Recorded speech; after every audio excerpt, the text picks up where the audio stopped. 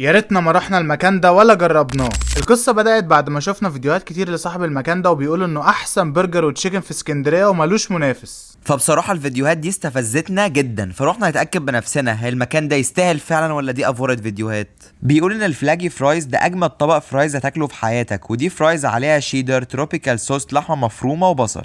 صوص التروبيكال حلو فعلا بس الطبق عادي مش زي ما بيوصف. ومن سيكشن البرجر طلبنا مشروم برجر دبل. الساندوتش مليان مشروم فريش، جبنه كريمي وبصل مكرمل. انا مش عايز اصدمك. ايه حلو؟ حلو دي كلمه قليله، ده فاجر. بس الكومنت الوحيد ان البصل اتلسع منهم زياده فطعمه مش احسن حاجه. واخر حاجة طلبناها سوبر فلاج تشيكن، وده صدور فراخ عليها رانش وموتزاريلا ستيكس. تتبيلة الفراخ تحفة وبتقرمش، وكمان موتزاريلا ستيكس حلوة. ها ايه الاخبار؟ انا بقالي كتير ما اكلتش سندوتش فراخ بالحلاوه دي يا جماعه. انا كنت جاي وعامل حسابي ان المكان يطلع اقل كتير من اللي صاحبه بيقولوا عليه. وبجد احنا مش بنبالغ، بس الاكل طلع حلو قوي قوي قوي.